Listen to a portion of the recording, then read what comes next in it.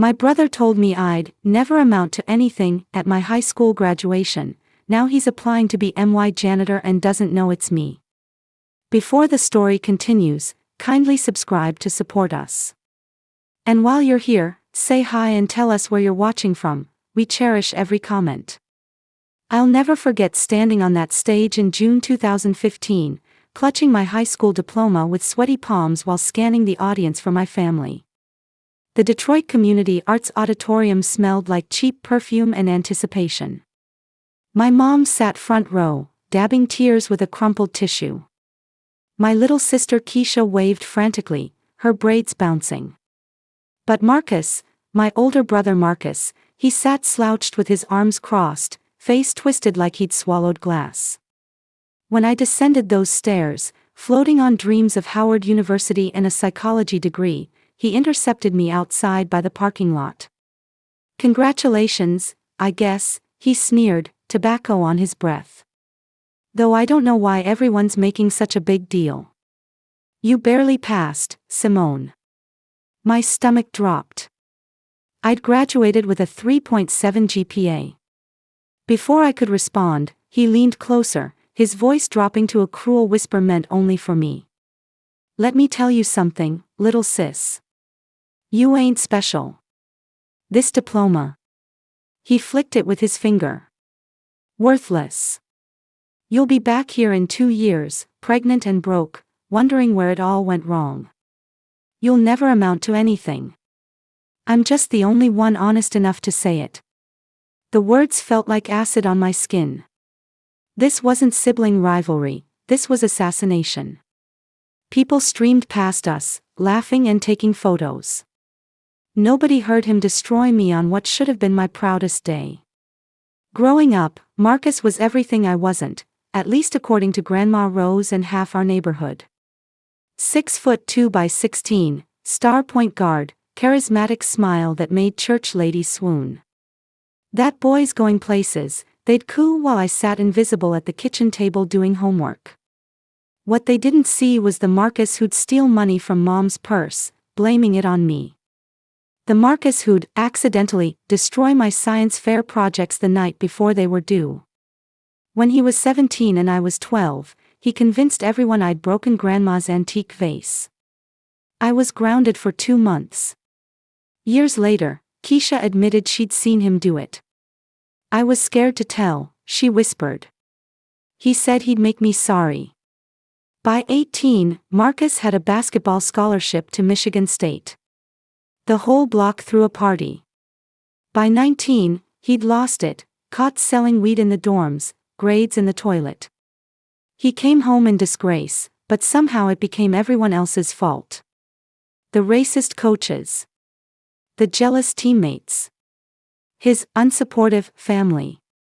Meanwhile, I'd learned to make myself small, to celebrate my achievements privately. When I won the essay contest, I didn't tell anyone. When I got accepted to Howard, I whispered it to Mom in the kitchen. Marcus had taught me that my light made him feel dark. So I dimmed myself trying to keep peace. Howard University became my sanctuary, a place where Marcus's poison couldn't reach me. Washington, D.C. felt like a different planet, full of black excellence, ambition, and people who celebrated success instead of resenting it. I dove into psychology, fascinated by family dynamics and toxic relationships. Ironic, right? My professor, Dr. Angela Morrison, became a mentor. During office hours one crisp October afternoon, I finally broke down and told her about Marcus. "Family scapegoating," she said gently, sliding her glasses up her nose. "It's a pathological dynamic where one person becomes the target for a family's dysfunction. The scapegoat is often the strongest one, the one who threatens the family's dysfunctional equilibrium by trying to break cycles." Something cracked open inside me. I wasn't crazy. I wasn't the problem. Marcus called once freshman year, asking to borrow $300 for rent. Mom had given him my number. "I'm your big brother," he said when I hesitated. "Family helps family." I sent the money. He never paid it back, never even said thanks. That was the last time I answered his calls. Mom would guilt-trip me occasionally. He asks about you, she'd say, which we both knew was a lie. Marcus only asked about me when he needed something. I focused on my studies, worked 2 campus jobs, and slowly built a life where I mattered. After graduation in 2019, I landed a position at Reynolds and Associates, a mid-size consulting firm in Chicago. The starting salary was $45,000, more money than I'd ever seen.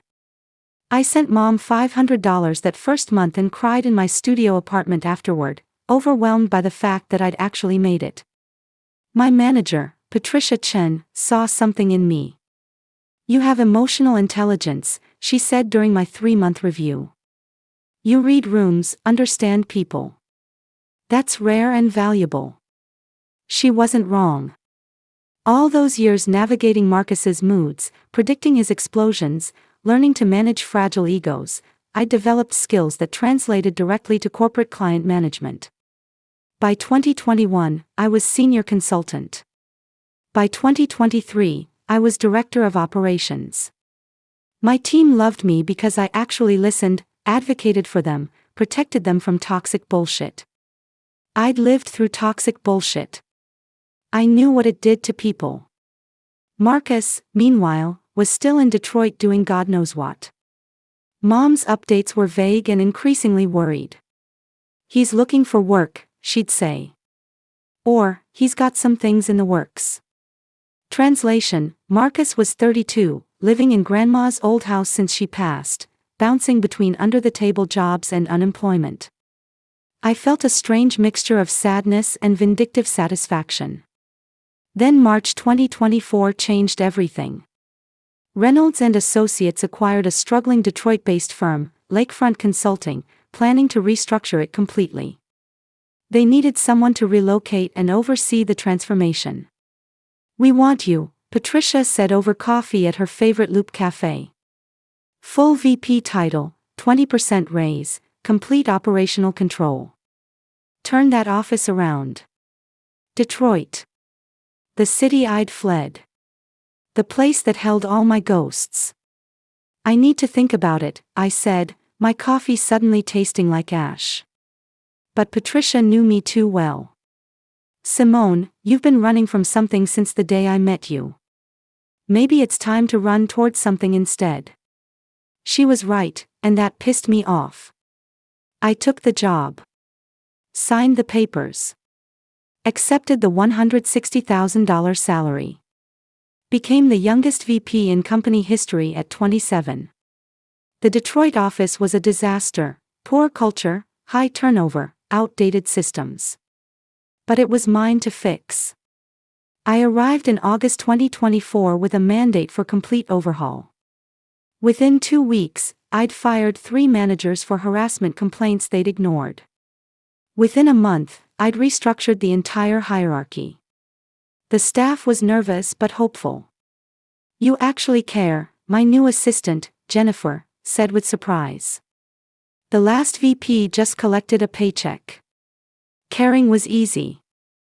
I'd spent my whole life caring too much about people who didn't deserve it. Now I could care about people who did. October brought the seasonal hiring push. We needed maintenance staff for the expanded office space, 3 janitors, 2 groundskeepers. I'd delegated the hiring to HR initially, but our new HR director, Michael Santos, insisted I review final candidates. "You're the one who has to work with everyone," he reasoned. "Your culture, your call." I was reviewing applications one Thursday evening, half-focused, when I saw the name. Marcus T. Williams. My coffee mug froze halfway to my lips. The address was Grandma's house. The birth date matched. The emergency contact was Lorraine Williams, Mom. It was him. My brother was applying to be a janitor at my company. At MY Company. Where I was the vice president. Where I had complete hiring authority. The application was sparse: high school diploma, sporadic work history, no references. He'd misspelled maintenance as maintenance. The cover letter was 3 sentences. I am a hard worker who needs a job. I am good with cleaning and fixing things. Please hire me. 7 years ago, he'd told me I'd never amount to anything. Now he was asking me, unknowingly, for a job mopping floors in the building I ran. The irony was so sharp I could taste blood. I sat there for an hour, just staring at his name, feeling a dozen emotions I couldn't untangle. Then I did something that surprised even me. I put his application in the interview pile. Why are you interviewing this one personally? Michael asked, eyeing Marcus's application with obvious skepticism. His resume is thin. I know. I kept my voice level. But sometimes people deserve a second look. Trust me on this. Michael shrugged. He'd learned I had good instincts. What he didn't know was that my instincts were currently screaming at me to either run away or burn everything down. I wasn't sure which. I scheduled Marcus for the following Tuesday at 2 p.m. Sent the email myself from a generic HR account. Prepared the small interview room on the second floor, neutral, professional, with a window overlooking the Detroit River. I told no one who he was. Monday night, I couldn't sleep. Keisha called around 11. You okay? You sound weird. I hadn't told her about the application. Hadn't told anyone. Just work stress, I lied. Hey, how's Marcus doing? Keisha sighed, that particular sound that meant trouble. Girl, I don't know. He's struggling. Lost another job last month, something about showing up late. Mom's worried sick. She won't say it, but I think she's been giving him money she doesn't have. Guilt twisted my stomach. But then I remembered his words at graduation. His cruelty. The systematic way he'd undermined me for years. He's a grown man, I said, harder than intended. He makes his choices. I know, but, Simone, he's still our brother. Was he, though? Tuesday at 1:55 p.m., I stood in the interview room, checking my reflection in the window. I'd chosen carefully, a navy pantsuit, hair pulled back, minimal jewelry. Professional armor. Power clothes. At 2:03, there was a knock. Michael opened the door. Ms. Williams, your 2 o'clock is here. Marcus walked in, and time did something strange.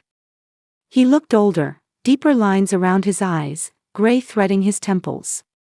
His clothes were neat but worn, shirt pressed but fraying at the collar. He didn't look at me, not really. Not yet. Mr. Williams, this is our VP of Operations, Simone Williams, Michael said. She personally reviews all staff hires. Marcus's head snapped up. Our eyes met. I watched recognition dawn slowly, then crash over him like a wave. His face went through 5 expressions in 3 seconds: confusion, shock, disbelief, embarrassment, and finally something that might have been fear. Simone. His voice cracked. You can call me Ms. Williams in this context, I said smoothly, gesturing to the chair across from me. Please, sit down. Mr. Santos, that'll be all. Michael left, closing the door softly. The silence was deafening. Marcus sat slowly, like the chair might collapse. He couldn't stop staring. You work here. I run this office, I corrected. The entire Detroit operation reports to me. I let that sink in. Now, let's discuss your application for our janitorial position. Marcus looked like he might throw up. Good. I didn't know, I had no idea, he stammered. Of course you didn't. I opened his application folder, clinical and detached. You haven't contacted me in 6 years. You don't know anything about my life. He flinched. I continued, reading from his sparse resume. You've had 8 jobs in 5 years. Want to explain the gaps? I Things have been hard, Simone. The economy, you know, Ms. Williams, I corrected again, sharper this time. And the economy has been challenging for everyone. That's not an explanation for this pattern. I could see him sweating. The golden child, the one who'd always landed on his feet, reduced to this. Part of me felt sick. Part of me felt powerful. Why do you want this position? I asked, the standard question. Marcus swallowed hard. I need the job. The money. His voice dropped. I need to pay my rent. Mom's been covering it, and she can't keep. He stopped, seeming to realize he was exposing too much. I see. I made a note, letting the silence stretch. References. Your application lists none. I can get some, my last boss, the one you stopped showing up for. His mouth opened. Closed. I'd done my homework. Called around. Marcus's reputation in Detroit was trash. This is just, he ran his hand over his face. This is crazy. You made it. You actually made something of myself. I finished, ice in my voice. Yes, Marcus. Despite your predictions. The words hung between us like a blade. Marcus's eyes went wide, he remembered. Of course he remembered. Simone, listen, about graduation, Ms. Williams. Right. Ms. Williams. Look, I was messed up back then. Angry. I just lost my scholarship, and seeing you succeed when I'd failed, he trailed off. So you decided to crush me on my graduation day. My voice was steady, but my hands trembled slightly. I pressed them flat against the desk. You told me I'd never amount to anything. You told me I'd end up pregnant and broke. Do you remember that? I was a stupid kid, you were 19. Old enough to know better. I leaned forward. Do you have any idea what that did to me? I was 17, Marcus. 17 and terrified and trying so hard to make everyone proud. And you, my own brother, tried to destroy me. His face crumpled. I know. God, I know. I've thought about it so many times. I wanted to apologize, but I was too ashamed, and then too much time passed. 7 years, I said. 7 years of silence. You didn't call when I graduated college.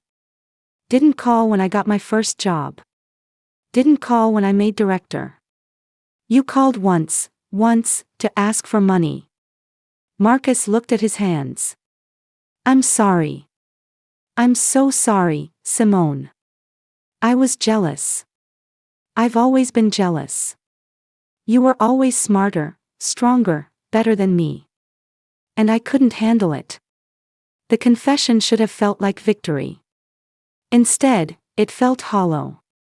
Here's what's going to happen, I said, pulling out a fresh form. I'm going to make you an offer. Not because you deserve it, but because Mom loves you and I love her. Marcus looked up, hope and shame warring on his face. But there are conditions. Non-negotiable conditions. I slid the paper across. You'll start as a probationary employee. 6 months. You'll report to facilities manager James Crawford at 6 a.m. sharp. You miss one day without documentation, you're done. You show up late twice, you're done. You bring any personal drama into this workplace, you're done. He nodded frantically. I can do that. I swear, I'm not finished. My voice could have cut glass. You will not tell anyone I'm your sister. Not co-workers, not Mom, not Keisha. As far as this office is concerned, we have no relationship. You don't approach me. You don't speak to me unless I speak to you first. You don't even look at me unless it's absolutely professional. Am I clear? Yes. His voice was small. And Marcus? I waited until he met my eyes. You're going to be the best damn janitor this company has ever seen. You're going to show up early, work hard, and prove that maybe, you're capable of being more than the person who tried to destroy his own sister's dreams. Tears were sliding down his face now. I will. I promise. Thank you. Thank you so much. Don't thank me yet, I said. You haven't made it through day one. Marcus kept his promise. I watched him from a distance, always from a distance. He arrived at 5:45 a.m. every morning. He cleaned meticulously, fixed things before they broke, volunteered for the jobs nobody wanted. James Crawford, his manager, raved about him in our monthly operations meeting. That Williams guy is solid gold, James said. Haven't had someone that reliable in years. Nobody knew we shared a last name. Nobody suspected. I kept my word too, didn't acknowledge him beyond professional nods in hallways. But I watched. I saw him eating lunch alone on the back loading dock, staring at the river. I saw him staying late to help the evening crew. I saw him slowly rebuilding something that might have been self-respect. Keisha called one night in December, ecstatic. Marcus has a job. A real job with benefits. He's been there 3 months and hasn't missed a day. I don't know what happened, but it's like he's finally growing up. I murmured something non-committal. Mom called the next day. Baby, I don't know if you've heard, but your brother's doing good. Real good. I'm so proud of him. The word stabbed. She'd never said she was proud of me like that, with that particular relief in her voice. But I was learning that some battles weren't worth fighting. That's great, Mom, I said, and meant it. Maybe. One evening, working late, I found Marcus in my office hallway, repairing a faulty light fixture. He saw me, immediately looked down. Ms. Williams. I'll be out of your way in just, take your time, I said, surprising us both. January brought performance reviews. I called Marcus into my office, the first time since the interview. He entered nervously, standing until I gestured to the chair. Sit. I opened his file. 6 months of perfect attendance. Commendations from 3 different managers. A letter of appreciation from the night security team. You've completed your probationary period, I said. James wants to promote you to facilities coordinator. It's a $3 raise and supervisory responsibilities. Marcus's eyes went wide. Really? Really? I closed the folder. You've earned it. For a moment, we just looked at each other, really looked, for the first time in 7 years. I've been wanting to say something, Marcus said quietly. I know the rules, but I need to say it. What I said at graduation, it was the worst thing I ever did. You deserve to celebrate, and I stole that from you because I was bitter and broken. You were right to cut me off. You were right about everything. I felt something loosen in my chest. I didn't give you this job out of kindness, I admitted. I gave it to you because I wanted to watch you fail. I wanted proof that you were everything you accused me of not being. I know, he said simply. But you gave me the job anyway. That's more than I deserved. We sat in silence. Finally, I said, accept the promotion. Keep showing up. Maybe someday we can be something that resembles family again. But Marcus? We're not there yet. He nodded, understanding. As he stood to leave, he paused at the door. You amounted to everything. I'm sorry I couldn't see it before. After he left, I allowed myself one moment, just one, to cry. Not for what was lost, but for what might still be saved. Sometimes justice isn't revenge. Sometimes it's just the satisfaction of proving you were always more than someone's cruelty tried to make you believe. I had amounted to something. And I'd done it without dimming my light for anyone ever again.